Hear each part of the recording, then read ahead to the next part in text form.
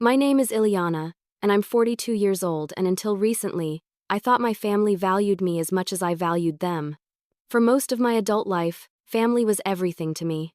After I married my husband, Daniel, I made it my mission to care not just for him, but for the family he came from. His parents, Lionel and Margaret, became like a second set of parents to me. They welcomed me with warmth and respect, and in return, I devoted myself to them. I cooked for them, drove them to appointments, and made sure their birthdays and anniversaries were never forgotten. When Daniel passed away unexpectedly 5 years ago, that bond deepened even more. I had lost my partner, the love of my life, and in the middle of my grief, it was Lionel and Margaret who held me up. They told me that even though Daniel was gone, I was still their daughter. Not their daughter-in-law, just their daughter. It was a lifeline I desperately needed, and I believed them. Even after Margaret's health declined, and Lionel followed her only a year later, I carried their words in my heart. I helped arrange their funerals, hosted family gatherings in their honor, and tried to keep the family stitched together in the face of loss. But not everyone saw me that way. Celeste did not. Celeste was my son Adrian's wife. From the very beginning, there had been tension between us. At first, I thought it was just the usual awkwardness of in-laws adjusting to each other. But soon it became clear that it was more than that. Celeste carried herself like she was above me, like she was the one who had inherited the right to lead this family, and I was just a leftover from the past. She had a smile that could cut sharper than a knife.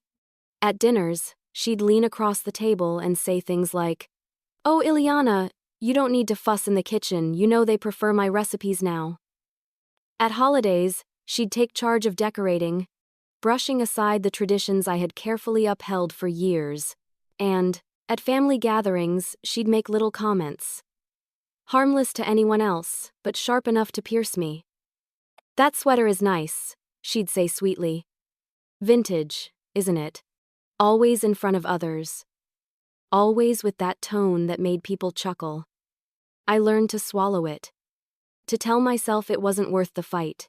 My son loved her after all, and I didn't want to drive a wedge between us. But there's a difference between staying silent out of peace and being silenced out of cruelty.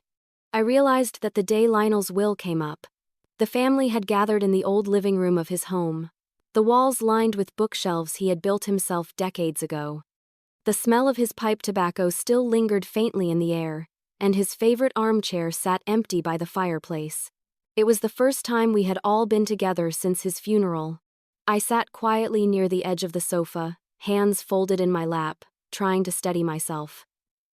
The grief was still raw, but more than that, I could feel the tension hanging heavy in the air. Everyone was waiting for the will to be read, and with Lionel gone, questions of inheritance loomed like storm clouds. Celeste sat near the center of the room, perched confidently on the edge of her seat like she owned the place already. She was dressed sharply, every hair in place, her manicured nails drumming lightly against her knee. When she caught me watching her, she gave me that same smile, the one that never reached her eyes. The lawyer was running late, stuck in traffic. While we waited, an uneasy silence filled the room. My heart thudded in my chest. I had a secret none of them knew, one that would soon change everything. But before any of that, Celeste leaned toward me. Her perfume was strong, overwhelming, and her voice came out soft enough that only I could hear. "You don't need to say anything today," she whispered, her lips barely moving. "Just stay quiet. Let the family handle this. Stay quiet." The words landed like a slap. I looked at her, stunned, and for a moment, I felt the same smallness I always had around her, the same shrinking silence, the same biting back of words. But something inside me shifted, because Lionel's voice echoed in my memory. He had told me once, "You've been more of a daughter to me than anyone could ask for. When the time comes, don't let anyone erase that." Celeste's eyes glittered, confident that her command would be obeyed. She turned away, already laughing lightly with another relative, as if she had dismissed me completely. But I sat there, my hands trembling in my lap, and thought, not this time. I didn't know yet how far things would go. I didn't know yet how deeply Lionel's words in his will would cut through the lies. All I knew in that moment was this: Celeste had told me to stay quiet, and it was the last time I ever would. But nothing prepared me for the moment she told me to stay quiet. The tension in the room that day was thick enough to choke on. The living room was uncomfortably quiet, save for the tick of Lionel's old grandfather clock. Its deep chime seemed louder than usual, echoing through the space like a reminder of his absence. His presence had once filled the room with warmth and laughter. Now, all that was left was silence and uncertainty. I sat near the far end of the sofa, my hands folded tightly in my lap, my back stiff as though bracing against an invisible weight. Across from me sat my son Adrian, his eyes on the floor, his jaw clenched. Next to him, Celeste perched proudly, her posture regal, her legs crossed neatly as though she were already the lady of the estate. Every so often, her eyes flicked toward me with that faint smile, sharp and rehearsed. It wasn't a smile of kindness, but of victory, as if she already knew the outcome of the day. Other relatives filled the room as well: Daniel's younger cousin Patrice and her husband, Lionel's brother, Edmund, and a handful of more distant family members. They all seemed restless, shuffling in their seats, glancing at watches, waiting for the lawyer who was running late. The air was thick with unspoken questions. Who would inherit what? Would the house be sold? How much money was at stake? I knew the answers. Lionel had told me himself in his final weeks. He had trusted me with the truth, and with that truth came a responsibility heavier than gold. But no one else in the room knew that yet. And judging by Celeste's smug expression, she had convinced herself that the entire estate would fall neatly into her hands. She leaned closer to Adrian, brushing her hand against his arm, her voice pitched just loud enough for the room to hear. Don't worry, love. Your father took good care of us. He wanted the future to stay secure for our children, for us. He made sure of it. Her words hung in the air, claiming certainty, staking her place. Adrian nodded absently, but I could see his unease. He was never as brash as Celeste. He had Lionel's quietness, Daniel's humility. Yet Celeste had a way of speaking for him, controlling the narrative so completely that his own voice often went unheard. I lowered my gaze, biting back the urge to respond. Not yet. Patrice shifted uncomfortably in her chair. I just hope everything was done fairly. Uncle Lionel was a good man. He always wanted peace in the family. Celeste gave a light laugh, tossing her hair over her shoulder. Oh, Patrice, of course it will be fair. Lionel was many things, but he was practical. He knew what was best for the family moving forward. Her eyes slid toward me as she spoke, the faintest curl of her lip betraying her meaning. That I wasn't part of what was best. Heat rose in my chest, but I stayed quiet. For years, that had been my role. The quiet one. The one who didn't make waves. The one who allowed Celeste's words to sting but never answered back. But sitting there in Lionel's home, his scent still clinging to the fabric of the armchair across from me, I felt something I hadn't before resolve. I remembered the last time I sat with him, the way his frail hands had clutched mine as he spoke. Ilyana, he had whispered, you've been more of a daughter to me than anyone else. Promise me you'll speak when the time comes. Promise me you won't let anyone twist what I've written. And I had promised. Celeste crossed one leg over the other, her bracelets jingling as she adjusted herself. She looked around the room like a hostess commanding her guests. I know some people think they're entitled to things just because they hung around, she said lightly, her eyes locking on me. But Lionel was very clear. He wanted what's best for the next generation. He wanted to keep the legacy strong. That means Adrian, myself, and our children. Isn't that right, Adrian? Adrian shifted uncomfortably. I guess so. My son. My own son, caught in her net. The sting of it nearly broke me, but I held my head high.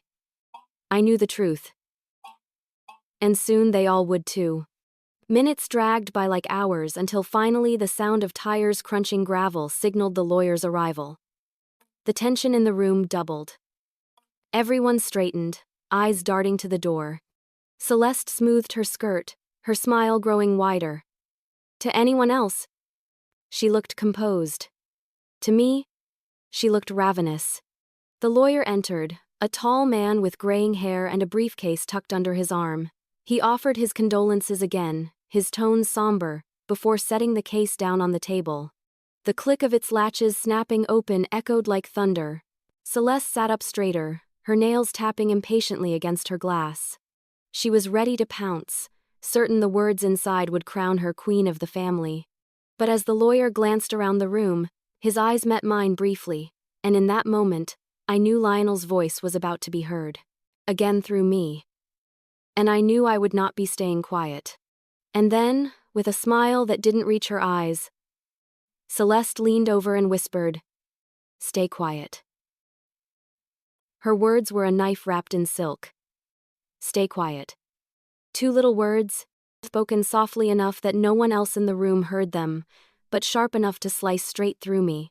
Celeste didn't need to raise her voice to hurt me, she never did.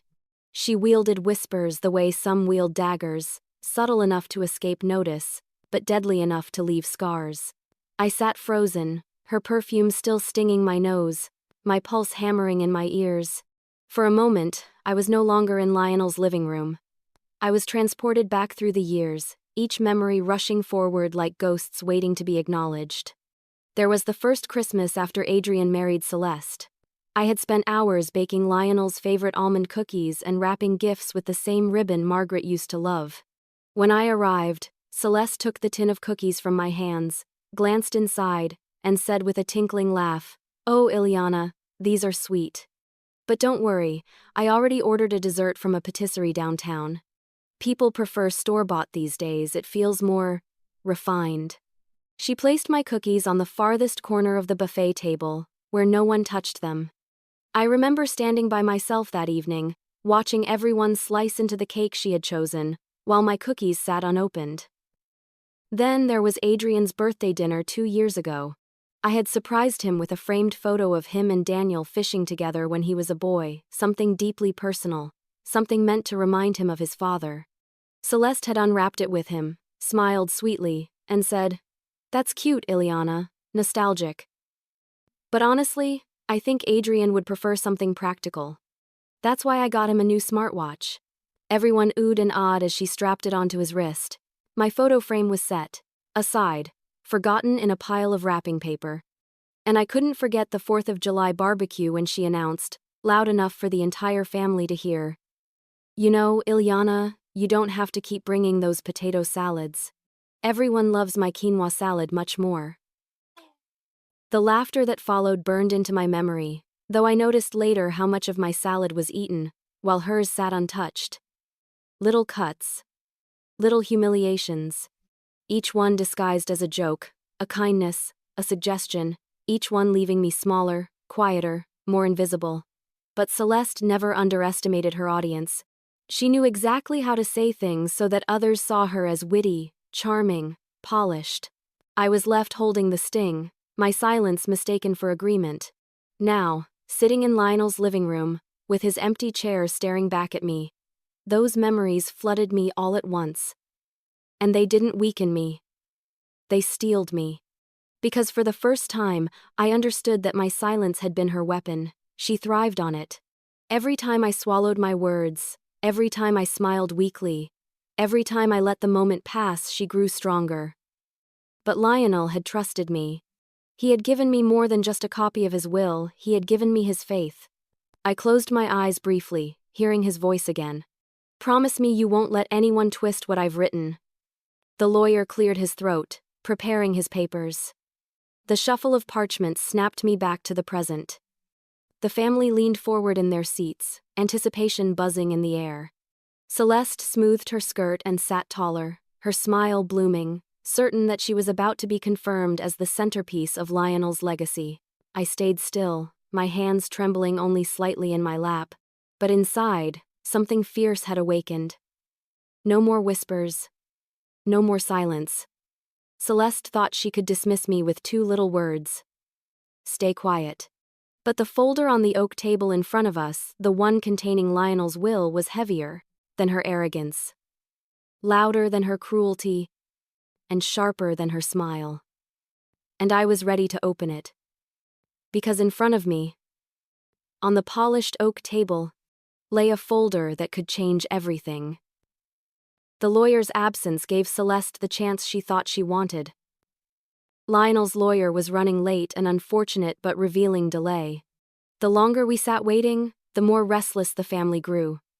And the more emboldened Celeste became. She thrived in silence. In those stretches where no one else dared speak, she filled the air with her voice, confident and commanding, weaving narratives no one had asked for.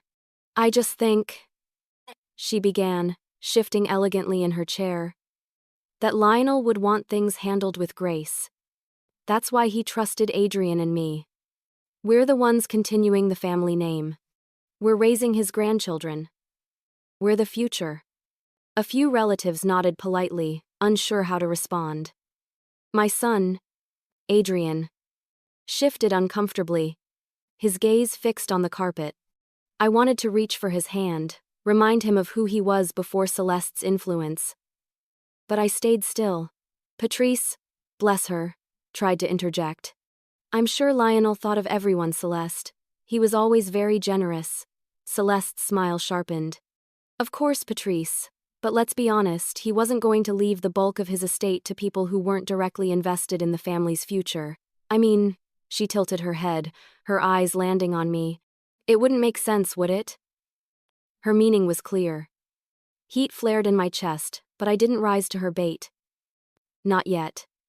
Instead, I studied the faces around the room. Edmund, Lionel's elderly brother, shifted uncomfortably in his chair. Patrice looked away, fiddling with her necklace. The younger cousins stared at their phones, pretending not to hear. Silence reigned, just as Celeste liked it. But beneath the silence, I felt something shift. A subtle discomfort. A tension that wasn't fully on her side. Celeste leaned back in her chair, crossing one leg over the other, exuding the air of a queen addressing her court.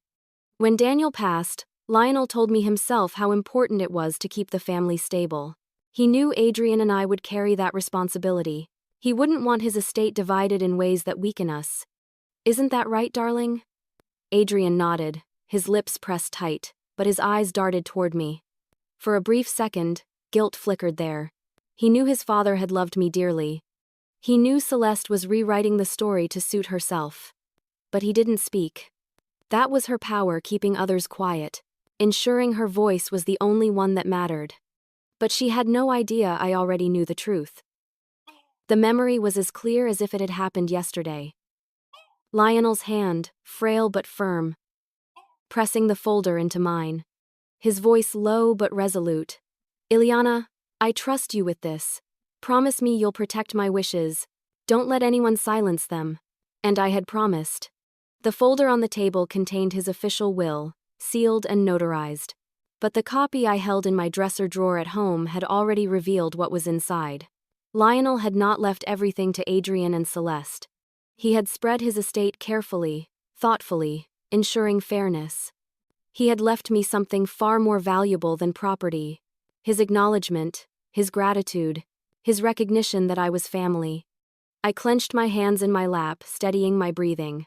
Celeste went on, her voice lilting as she recounted supposed conversations with Lionel. He used to say, Celeste, you're so strong. You'll make sure everyone is taken care of. He admired me, you know. He knew I had the vision for this family. I almost laughed. The audacity was breathtaking. Lionel, who once told me privately that Celeste's arrogance worried him. Lionel, who had shaken his head after one of her grandstanding speeches and whispered to me, that girl loves herself more than she loves anyone else. Yet here she was, claiming his praise as if it were her crown. My gaze slid to the folder on the table, its edges neatly aligned with the grain of the oak. Inside were the words that would strip away her illusion. Celeste mistook my silence for surrender. She smiled at me again. That smile she had perfected, sweet to the untrained eye, venomous to mine. Don't worry, Ilyana, we'll make sure you're comfortable. Lionel wouldn't want you to struggle. The words were patronizing. A pat on the head disguised as kindness. I wanted to snap back, to tell her she had no right to decide my place. But I held back. Timing mattered. If Lionel taught me anything, it was that patience was sometimes the sharpest weapon. The lawyer finally arrived, his briefcase swinging at his side. The room shifted instantly, the air thick with anticipation.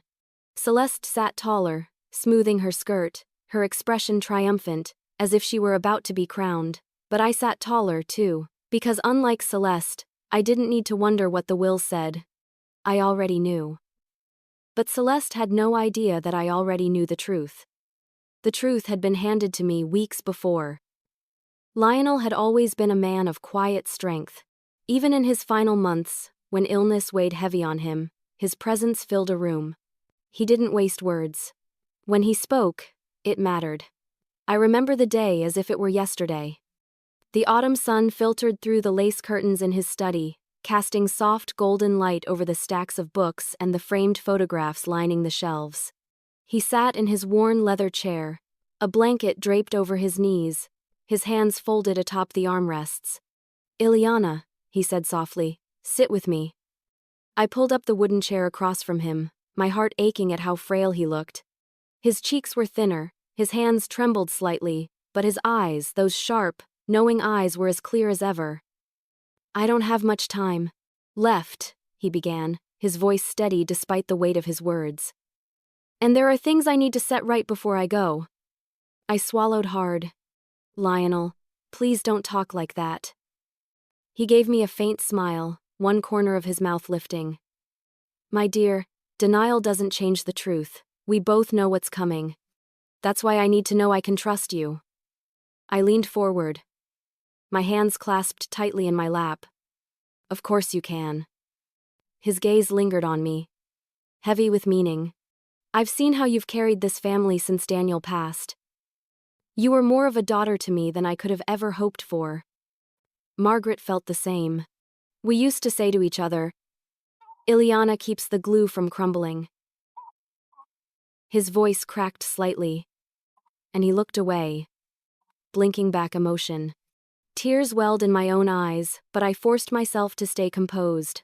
Lionel reached into the drawer of his desk and pulled out a thick envelope. He held it out with trembling hands. "This is my will. The official one is with the lawyer, of course. But I want you to see it now." My breath caught. "Lionel, why me?" "Because I trust you," he said firmly. "I don't trust Celeste. I've watched her these past years, the way she talks down to you, the way she tries to control Adrian, the way she presents herself as the voice of this family. She doesn't understand legacy. She only understands appearances." I hesitated before taking the envelope, my fingers brushing against his. "And what do you want me to do with this?" "Read it. Learn it. When the time comes, make sure no one twists my words." His gaze sharpened, his voice resolute. "Promise me, Ilyana. Promise me you'll speak if you need to." My throat tightened. "I promise." I opened the envelope carefully, the crisp paper rustling as I unfolded it. My eyes scanned the words, and with each line my heart pounded harder. Lionel had left specific gifts to Patrice and her siblings: his antique book collection, his fishing gear, and even a share of the savings he had tucked away. Edmund was entrusted with maintaining the family's old land upstate, a responsibility he had always cherished. But the part that made my breath hitch was the section written for me. "To Ilyana," it read, "who has been as true a daughter as any born of blood, I leave stewardship over this home and the funds to maintain it. I leave this not as charity, but as gratitude for her loyalty, her kindness, and her devotion to this family when we needed it most." I pressed a hand to my chest, blinking rapidly to hold back tears. "Lionel," he lifted a hand weakly, silencing me. "You deserve it. Margaret and I agreed years ago you were the one who held us together. I wanted it written down, so there would be no mistaking it." I kept reading, my hands trembling. Celeste's name appeared only briefly. She was to inherit a modest trust, but it was tied to conditions. That she treat the family with respect, that she not sell or exploit assets for personal gain. And the person named to oversee those conditions? Me, I gasped softly, looking up at him. "Lionel, she's going to hate this." His smile was faint but knowing. "Let her. I don't write my will to please the greedy. I write it to honor those who loved us truly. And Ilyana, you did. I sat back in the chair, the papers trembling in my hands. 1,000 emotions swirled in me: gratitude, grief, fear of what was to come. But above all, a sense of responsibility pressed down on my shoulders. I don't know if I'm strong enough for this, I whispered. Lionel leaned forward, his hand covering mine. His skin was thin, his grip weak. You are stronger than you realize. Celeste's power lies in silence. Break the silence, and she has nothing. His words etched themselves into my heart. That was the last long conversation I ever had with Lionel. A week later, he was gone. And now, sitting in his living room, that envelope's contents burned in my memory. Celeste sat smug and certain, confident the world would bend to her will. But Lionel had entrusted me with his voice, and I had promised him I would use it. And he asked me to promise that, when the time came, I wouldn't let anyone twist his words. That promise weighed heavily on me as I sat in the room. The lawyer shuffled papers in his briefcase, preparing to begin. But my mind wasn't on him.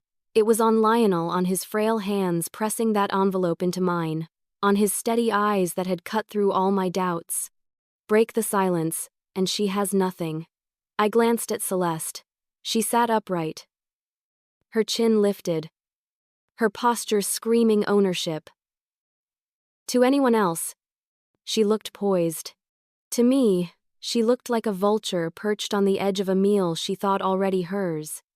Before we begin, she said suddenly, her voice slicing through the silence, I just want to say how grateful we all are for Lionel's foresight. He wanted the best for the family, and Adrian and I will do everything in our power to honor him. Her words dripped with false humility, every syllable carefully crafted to paint her as the rightful heir of his legacy. The lawyer raised an eyebrow but said nothing. Patrice folded her arms, unimpressed. Edmund cleared his throat, shifting in his chair.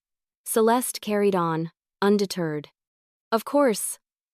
Lionel trusted Adrian most of all. He knew Adrian would continue his work, his vision. And I'll be right there beside him. That's what Lionel wanted: continuity, not confusion. He wouldn't want things scattered.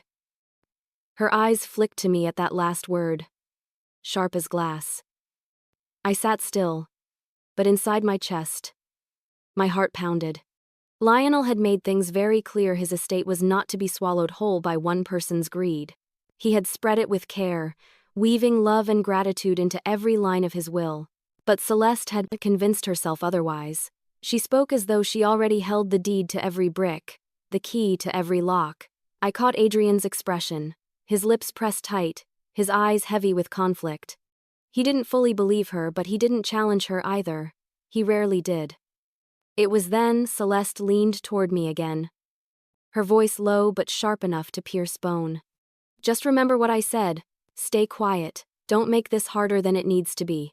The words stirred something in me, not fear this time, but fire. For years I had swallowed her jabs. I had let her cut me down with those little knives wrapped in silk. I had told myself it wasn't worth the fight, that keeping peace mattered more than speaking. But tonight, in Lionel's home, with his empty chair watching over us, I felt the weight of my promise settle on my shoulders. I wasn't here just as a widow. I wasn't here as the quiet woman on the sidelines. I was here as Lionel's chosen voice. I clenched my hands in my lap to steady them, reminding myself, I wasn't alone. Lionel's words were with me. His faith was with me. His will, the truth, was with me. The lawyer cleared his throat again. Shall we begin? Celeste nodded eagerly, her smile stretched tight. Yes, please. I'm sure Lionel's words will bring us peace. Her confidence might have fooled others. But I knew what was coming. The lawyer adjusted his glasses, placing the sealed folder on the table. My breath caught as his fingers brushed the edges. This was the moment Lionel had prepared me for. The moment he had trusted me to face. The lawyer began to read, his voice slow, deliberate. The first lines were formal, establishing identity, intent, and legality. The usual language. But then came Lionel's voice, his true voice, reaching across the veil of death. And as I listened, the fire in my chest grew steadier, brighter. Celeste still smirked, oblivious to what awaited her. She thought silence was still her ally, that I would fold as I always had. But I wasn't going to. Not this time. The will was Lionel's final gift, and my promise was clear. Protect it, speak it, let no one twist it. So when Celeste's hand brushed mine again, her nails grazing my skin as she whispered, "Remember quiet." I turned my head and met her eyes. For the first time, I didn't look away. And in that gaze, I let her see it. The storm she couldn't stop, the silence I was about to shatter. So when Celeste snapped at me again to stay quiet, I knew I couldn't. My hands shook, but not with fear, with resolve. For years I had trembled under Celeste's sharp tongue. I had sat quietly at dinners, nodded along at holidays, swallowed the sting of her dismissive words. My silence had been her victory. But tonight, my trembling wasn't weakness. It was power coiled, waiting to strike. The lawyer unfolded the first few pages of the will, clearing his throat as his eyes scanned the lines. But Celeste couldn't bear to wait. She leaned forward, smiling as though the paper already belonged to her. "Oh, I'm sure this will be straightforward," she said, her voice lilting. Lionel was always practical. He'd never complicate things. He knew what was best for us. She slipped her hand into Adrian's and squeezed it, performing for the room. Patrice frowned. "Maybe we should let the lawyer read before making assumptions." Celeste's smile didn't falter. "Of course. But I think we all know what to expect." Her gaze slid to me, her eyes glinting. "Don't we?" Heat surged in my chest. I heard Lionel's voice again in my memory. "Break the silence, and she has nothing." I reached for the folder on the table. My fingers brushed the crisp edge of the paper, and the room seemed to hold its breath. Celeste's head snapped toward me. "What are you doing?" Her voice was sharp, the sugary tone gone. I met her eyes steadily, keeping a promise. The lawyer looked at me, confusion flickering across his face. "Mrs. Duarte, do you—" Celeste cut him off, her voice rising. "She doesn't need to read anything. She's not a beneficiary, she's just here." A murmur spread through the room. Patrice straightened, Edmund raised his brows, and even Adrian looked uncomfortable at his wife's blatant dismissal. I placed both hands firmly on the folder. My voice was calm, steady. Lionel trusted me. He asked me to make sure his words were heard. All of them. Celeste's laugh was brittle, forced. "Please, he wouldn't have given that to you. You're just—" She stopped, biting the word back before it slipped out. "Just the widow. Just the leftover. Just the quiet one." I had heard it in her tone for years. Tonight I refused to hear it again. I flipped the first page open. My heart pounded, but my voice came out clear, stronger with each word. "I, Lionel Duarte, being of sound mind and body, do hereby declare this to be my last will and testament." The room went still. Even the old grandfather clock seemed to pause.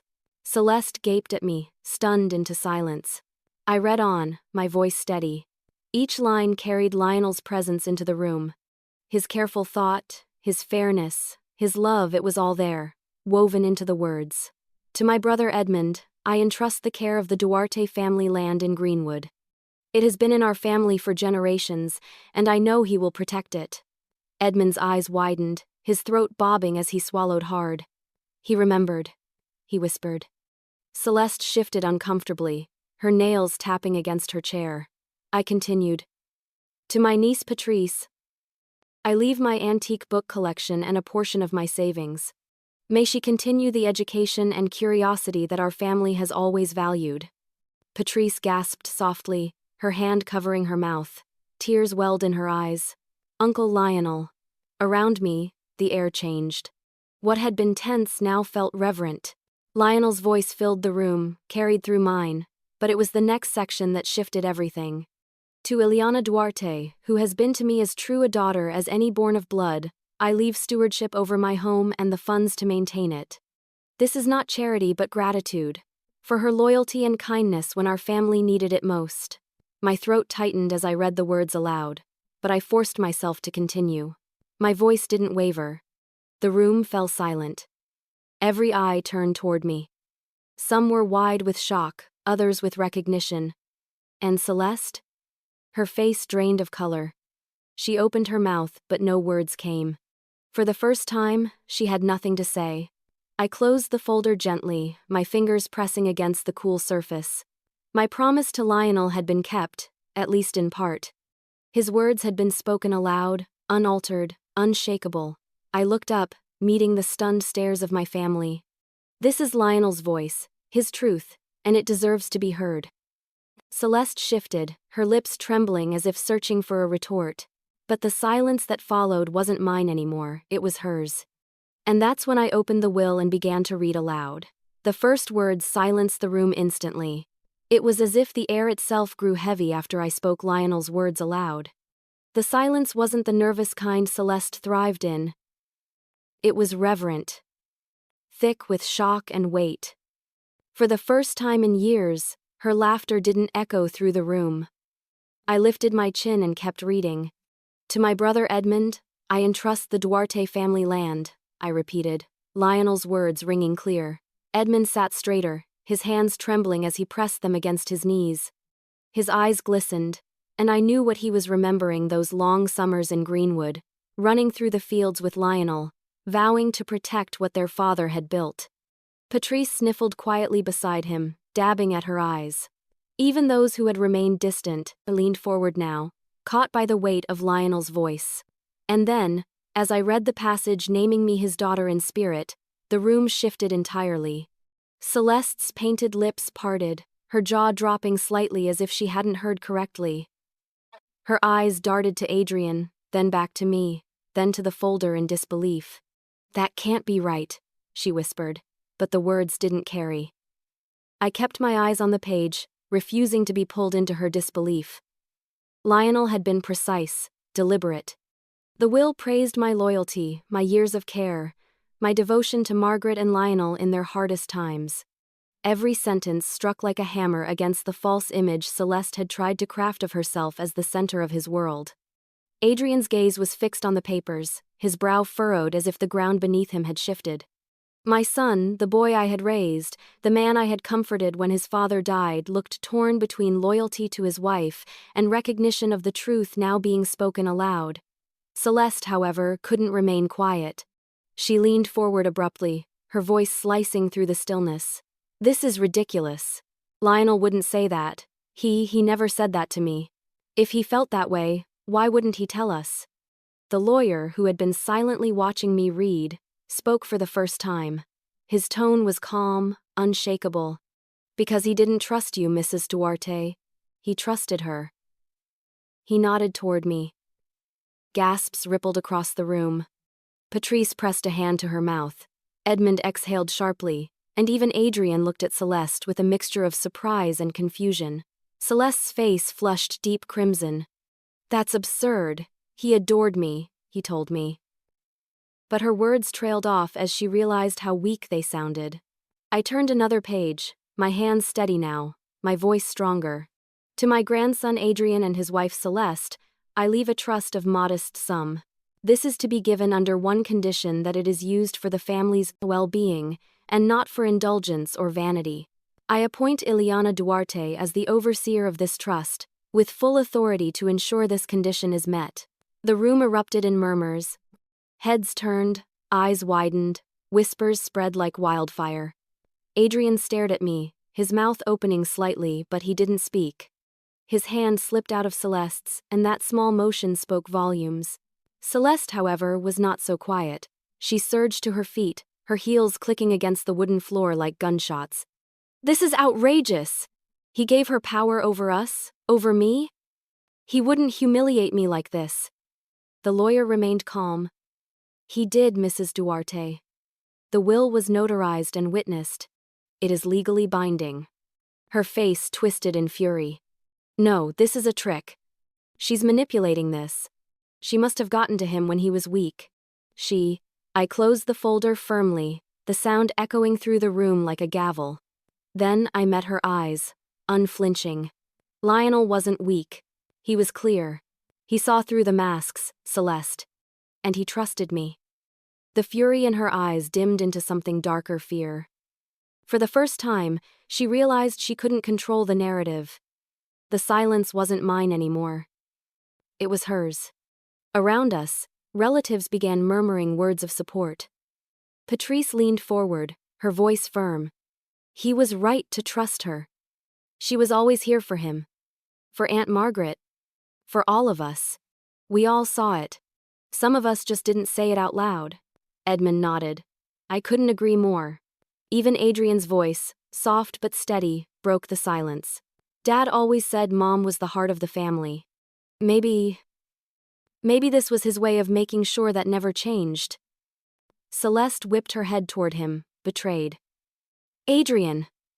But his eyes didn't waver. He didn't come to her defense. I sat back slowly. The folder closed before me, my chest rising and falling with steady breaths. For the first time in years, I didn't feel like a shadow in this family. I felt seen, heard, validated. Celeste, however, stood trembling, her lips pressed tight, her hands clenched into fists. She had built her entire identity on the assumption that she would be Lionel's chosen heir. And in a few short paragraphs, that illusion had crumbled. Celeste's face drained of color as the words unraveled her lies. She had built her power on assumptions, and now, those assumptions were crumbling. The room was no longer Celeste's stage. The spotlight she had commanded with sharp smiles and well-placed barbs had shifted, and she couldn't drag it back no matter how hard she tried. Her cheeks flushed, her hands trembled, and the faint tremor in her voice betrayed the collapse of her carefully built facade. I opened the folder again, refusing to let her fury rattle me. Lionel's words were more than ink on paper, they were his voice, his judgment, his legacy.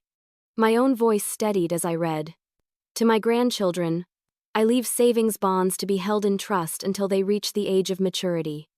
May they grow knowing they are loved, and may this help them begin their lives with security and hope. Adrian's eyes softened as he listened, and I caught a flicker of something in him, gratitude, perhaps, or guilt. I hoped it was the former. Celeste tried to interject. See? He thought of our children. Of course he did. That's proof he wanted the bulk to stay with us. But the lawyer lifted a hand firmly, silencing her. Please allow the will to be read without interruption, Mrs. Duarte. You'll have your chance to ask questions at the end. The title she'd clung to, Mrs. Duarte, sounded hollow now, stripped of its imagined power. I turned the page. My heart pounded, because I knew what came next. Lionel had not been vague. He had not left room for manipulation. To my daughter-in-law, Ilyana, I leave authority over the Duarte family trust. She is to act as guardian of these funds, ensuring they are used wisely and honorably. I place my faith in her judgment, for she has proven her loyalty and integrity beyond doubt. A murmur spread through the room. I could feel eyes on me, shocked, impressed, approving. Celeste, however, went rigid. Her lips moved, but no sound came out. When she finally found her voice, it was shrill, cracking. This is insane. He gave her control over our finances, over me. She's not even blood. Her outburst echoed in the room, ugly and loud compared to Lionel's measured words. For once, no one laughed along. Patrice spoke first, her tone sharp. She earned it, Celeste. We all saw it. She was there for him, for Aunt Margaret, more than anyone else. More than you. Celeste whipped her head toward her, eyes blazing. How dare you? But Edmund cut in, his voice gravelly but firm. Patrice is right. Lionel was no fool. If he trusted Ilyana, then so do I. Celeste stood frozen, her fury barely contained. She looked around the room desperately, searching for an ally. But Adrian only sat there, silent, his face pale. I turned back to the will, my hands no longer trembling. Lionel's words carried me forward. And lastly, I read, my voice clear. To Celeste, wife of my son Adrian, I leave a modest inheritance of $25,000, conditional upon her conduct. Should she fail to treat the family with respect or attempt to misuse assets for personal gain, Ilyana is empowered to revoke this inheritance at her discretion. The room gasped. Patrice's eyes widened. Edmund's lips pressed into a thin line. And even the younger cousins finally looked up from their phones. Celeste staggered back a step as if struck. "Conditional?" she hissed. He made my inheritance conditional?" I folded the paper gently, my eyes locking on hers. "Yes, he did. And he made me the one to enforce it." Her face twisted, rage and humiliation warring in her features. She spun toward Adrian. "Say something. Tell them this is wrong. Tell them she manipulated him." Adrian rubbed his forehead, his shoulders slumped. For the first time, I saw not just my son but a man caught between loyalty to his wife and recognition of truth. He opened his mouth slowly, his voice soft. Dad knew what he was doing. Celeste's eyes widened in horror. "Adrian!" But he didn't take it back. He didn't come to her defense. The lawyer spoke, his tone final. The will was signed, witnessed, and filed months before Lionel's passing. Its contents are binding and clear. The silence that followed was deafening. Celeste's empire, built on years of assumption and intimidation, lay in ruins at her feet. And I, the woman she had told to stay quiet, now held the authority she had once claimed as her own. And then came the line that made Celeste's jaw drop. Her name wasn't even listed the way she expected. Celeste stood frozen, her manicured hand trembling against the back of Adrian's chair. The flush in her cheeks had drained, leaving her pale and rigid, as though she'd been carved from stone. Her lips moved without sound, her chest rising and falling in shallow bursts. I had seen her perform many times, smiles sharpened into daggers, false sweetness masking cruelty, but I had never seen her falter. Not like this. At last, she found her voice, though it cracked like breaking glass. This isn't legal. It can't be. Lionel wouldn't humiliate me this way. He respected me. He told me I was the future of this family." The lawyer adjusted his glasses, his tone calm but unyielding. The will was signed and notarized months before Mr. Duarte's passing. There is no question of its legality. His instructions are clear. Celeste whirled toward me, her eyes burning. "You did this. You manipulated him. You poisoned him against me when he was vulnerable. Admit it!" Her voice rose higher, trembling with hysteria. But no one rushed to support her. No chorus of agreement followed. Instead, the room's silence pressed down, exposing the cracks in her mask. Patrice spoke first, her voice sharp. "Stop it, Celeste. No one poisoned him. He saw you for what you were." Edmund nodded gravely. Lionel wasn't a fool. He knew who was loyal, and who wasn't. Celeste's head snapped from one relative to the next, her expression wild. Desperate. "You're all against me. This is some plot, some scheme to cut me out. Adrian, tell them." All eyes turned to my son. He sat stiff, his jaw tight, his gaze locked on the carpet. Slowly, painfully, he lifted his eyes to hers. "Dad knew what he was doing," he repeated, his voice heavy. Celeste recoiled as if struck. You're siding with her? With your mother against your wife?" The words sliced through me.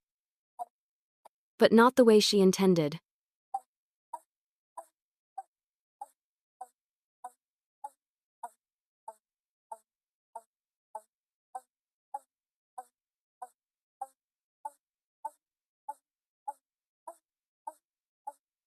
Tonight, he wasn't choosing me. He was choosing truth. I pressed my palms against the folder, grounding myself. Lionel didn't leave things to chance, Celeste. He wrote exactly what he wanted. And he trusted me to uphold it.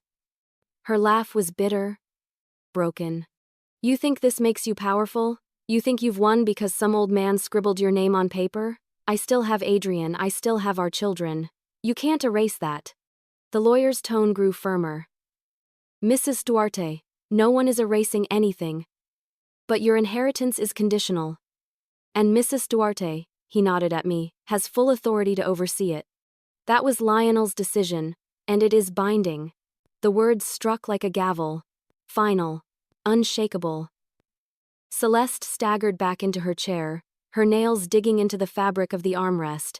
She opened her mouth again, but her voice came out shrill, frantic. This is wrong, it's all wrong. He should have left everything to Adrian, to me. Not her. Not her. Her tirade echoed in the room, but the power was gone. Each word she spat only deepened the chasm between her and the rest of the family. Patrice crossed her arms. You've made your feelings clear, Celeste. But Lionel's will speaks louder than any of us. And it speaks against you. Edmund's voice followed, low and steady. If you can't accept his wishes, then maybe you never belonged in this family the way you thought you did. The younger cousins murmured in agreement, nodding, their eyes cold with judgment. For the first time, Celeste was alone. I sat quietly, not gloating, not smiling, simply steady, because this wasn't about victory, it was about truth. Lionel's truth. Celeste slumped in her chair, her arms crossed tightly, her face pale and tight. She glared at me, hatred simmering in her eyes. But I wasn't afraid. Not anymore. I closed the folder, placing my hands on top of it firmly. The will has been read. Lionel's voice has been heard. There's nothing left to argue. The lawyer nodded in agreement. That concludes the reading. The documents will be filed accordingly. Should there be any disputes, the courts will uphold what has been written. My recommendation is acceptance. The finality of his words sealed the room in silence once more. Celeste sat rigid, her chest rising and falling rapidly, her face twisted with rage and humiliation. For years, she had controlled the family with whispers and intimidation. Tonight, her reign had ended with ink on paper. She wasn't the future of the family. She was a footnote in Lionel's legacy. But no denial could erase the ink on the page.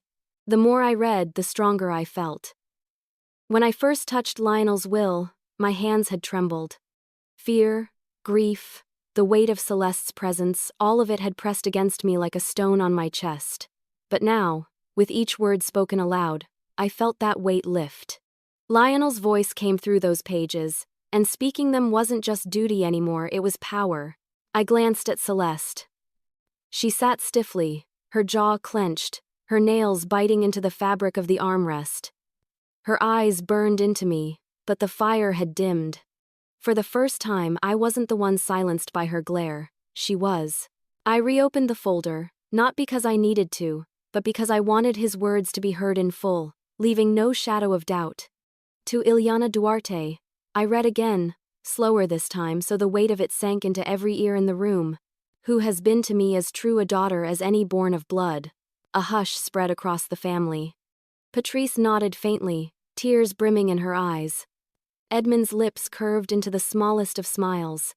Even the younger cousins, so often distracted, sat forward, listening intently. Lionel had seen me, truly seen me, not as the quiet widow, not as a leftover, but as a daughter. The strength in that recognition steadied me more than anything else could. Celeste couldn't stand the silence anymore. She shot up from her chair, her voice sharp and wild. This is outrageous. She's reading this all wrong. Lionel never thought of her that way. He respected me. Her shrill cry echoed against the walls. But instead of commanding attention, it grated. The family didn't lean toward her the way they used to, they leaned away. Patrice's voice broke through, firm and clear. Enough, Celeste. We all know who was here for Lionel and Margaret. It wasn't you. Celeste spun toward her, disbelief flashing in her eyes. You're siding with her? After everything I've done? Patrice's expression hardened. After everything you've done? Yes. Ilyana deserves this. You don't. Gasps rippled through the cousins, some exchanging glances, nodding subtly. Celeste had ruled with intimidation for so long that seeing her finally challenged lit sparks of courage in others. Celeste's face crumpled with rage. She turned back to me, her finger jabbing in the air. You think this makes you special? You? Think reading a piece of paper makes you more than me? You're nothing. You were always nothing. Her words sliced through the air, jagged and desperate. But for once, they didn't pierce me. They slid off like water on stone. I lifted my chin, my voice calm and steady. Lionel didn't think I was nothing. And now everyone here knows that. The lawyer cleared his throat, interjecting in his steady baritone. Mrs. Duarte, his eyes fixed on me, pointedly ignoring Celeste, you've done exactly what Lionel wanted. His words have been honored here today. They will stand in court as well. Celeste's mouth fell open. She looked around wildly, searching for anyone to take her side. But Adrian sat slumped, his face pale and conflicted. Patrice and Edmund were resolute. The cousins were united in their silence. Her power had evaporated, and she knew it. But instead of retreating gracefully, Celeste lashed out one last time. She stormed toward me, her heels striking the wooden floor like hammers. You don't deserve this. You don't deserve his trust, his words, his home. You're just clinging to scraps because your husband is dead. The words hit the room like a slap. Gasps erupted. Patrice stood halfway from her chair. Edmund's eyes widened, and even Adrian finally looked up sharply, horror flashing across his face. I felt the sting of her cruelty, but only for a moment. Then Lionel's voice returned to me, his frail hand in mine, his eyes unwavering. You are stronger than you realize. I stood slowly, rising to meet Celeste's fury. My voice was soft, but it carried through the room like a bell. You may think I don't deserve this. But Lionel believed I did. And that's what matters.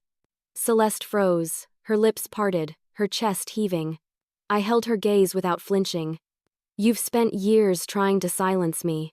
But silence isn't strength. Love is. Loyalty is, and Lionel knew the difference.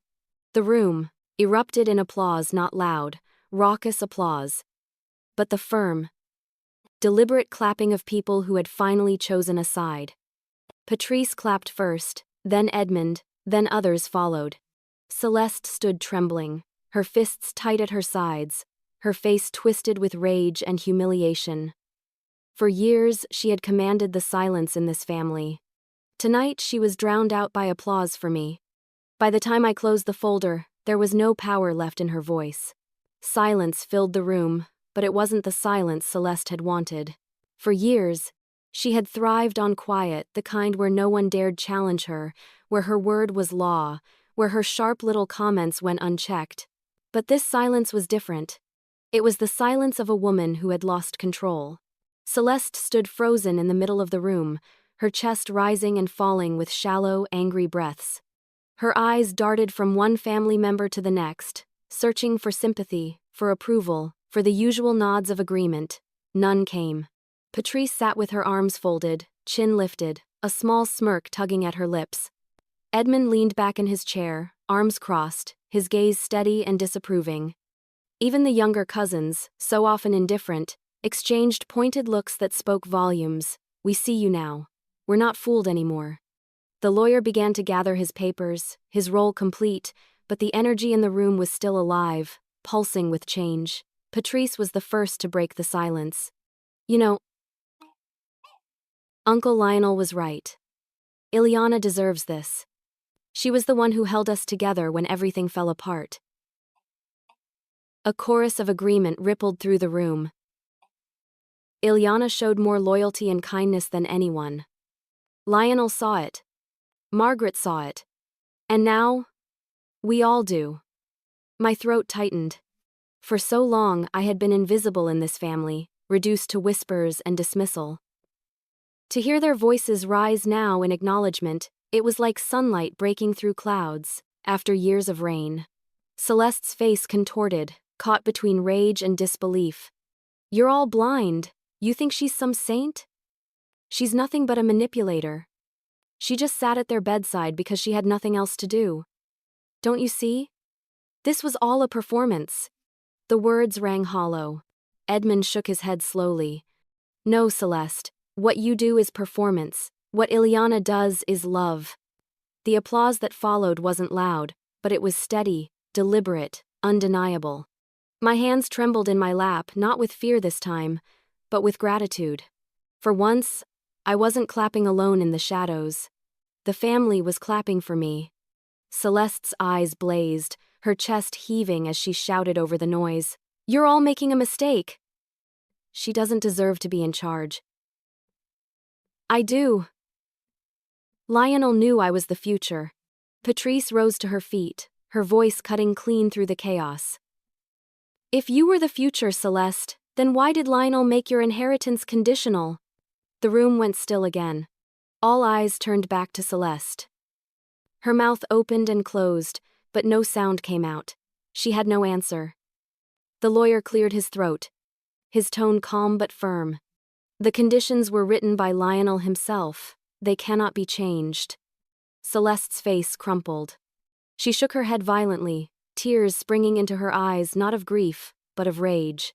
"No, no, I won't accept this. I won't let her control me." She turned on Adrian then, seizing his arm. "Say something. You're his son. This is your right. Tell them this is wrong." Adrian flinched at her grip. His eyes flicked to mine, then back to her. His lips parted, his voice trembling. "Dad trusted Mom.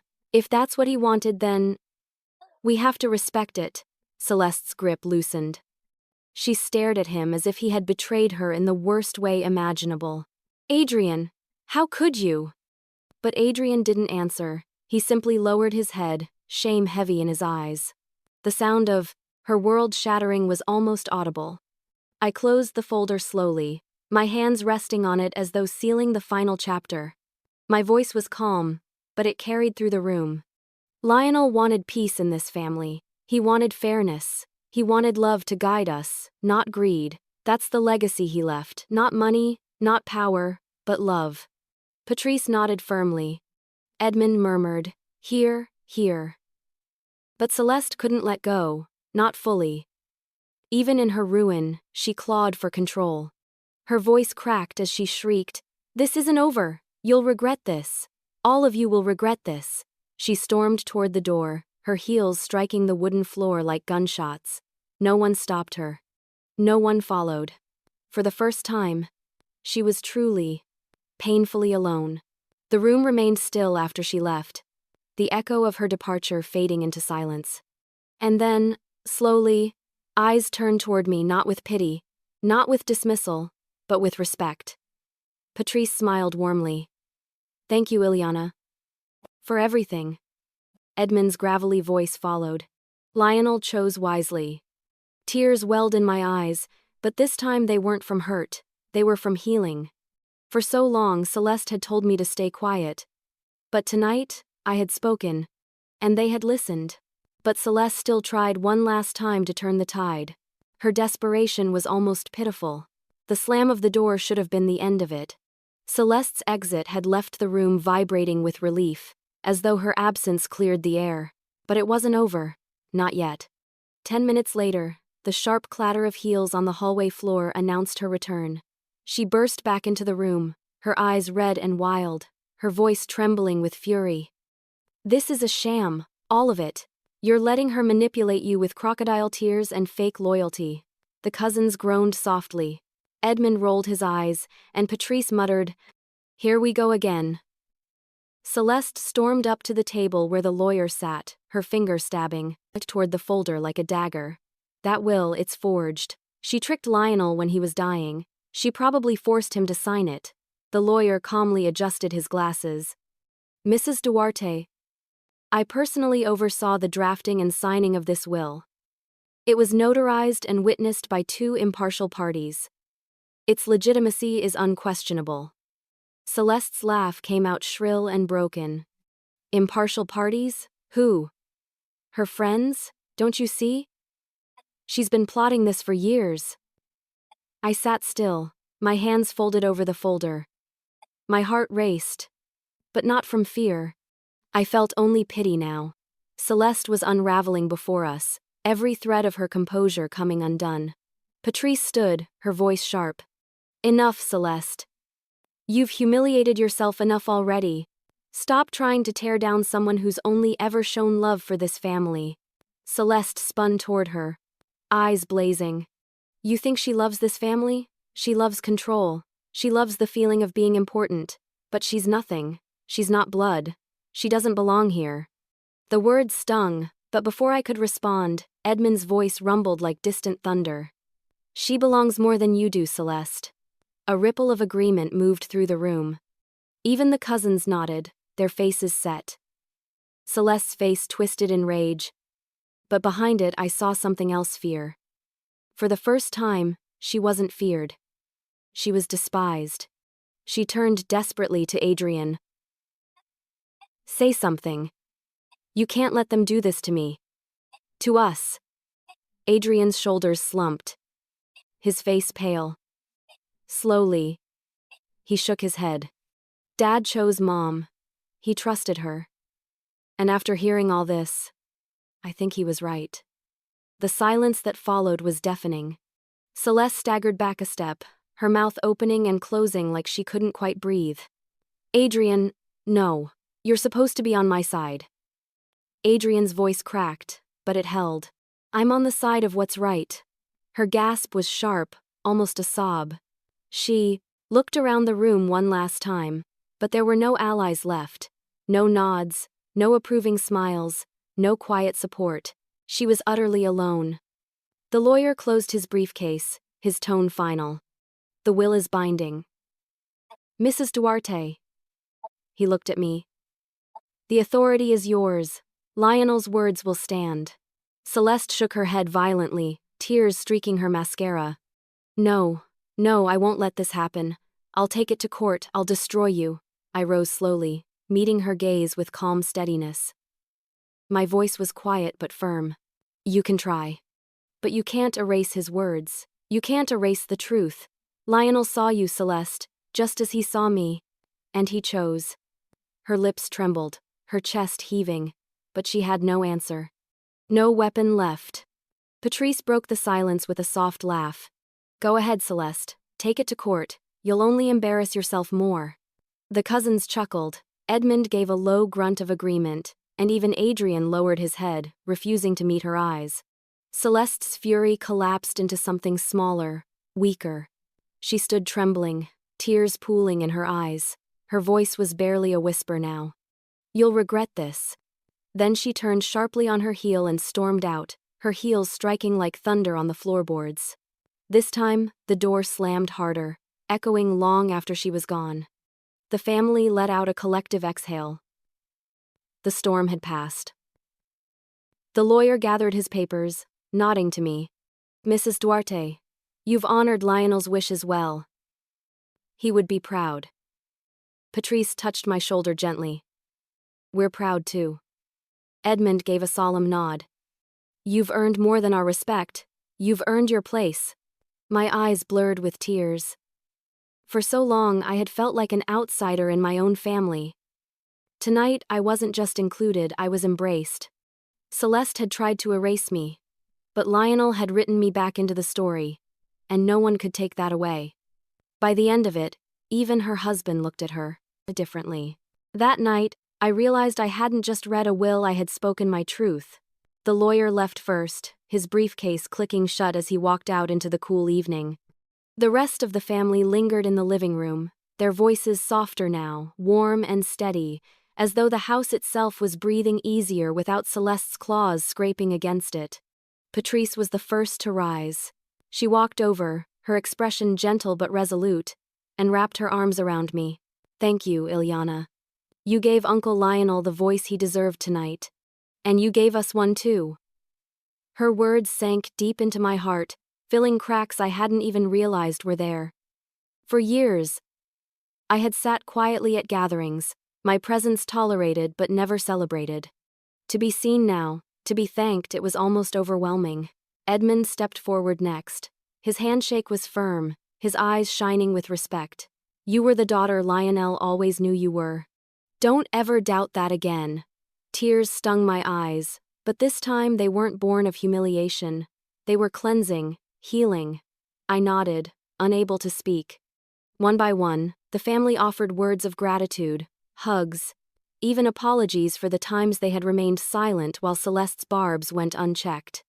Their voices wove together into something I had longed for, a chorus of belonging. Adrian lingered by the fireplace, his shoulders slumped. He looked younger somehow, like the boy I once held in my arms, uncertain of his place in the world. When he finally approached, his voice was low, heavy with guilt. "Mom, I should have spoken up sooner. I should have defended you. I let her." His throat tightened. "I let her treat you like you were less than what you are. I'm sorry." I touched his cheek gently, just as I had when he was a child. "You see the truth now. That's what matters." He nodded, tears glistening in his eyes. For the first time in years, I felt my son was truly back, freed from the shadow Celeste had cast over him. The night wound down slowly. Relatives trickled out with hugs and promises to visit. The house grew quieter, but the silence wasn't suffocating anymore. It was peaceful, protective, like Lionel and Margaret were still here, watching with pride. When the last car pulled away, I sat alone in Lionel's old armchair. The leather was cracked and worn, but it still carried the faint scent of his pipe tobacco. I closed my eyes, letting the memories of him wash over me, his steady voice, his warm laughter, his unwavering trust.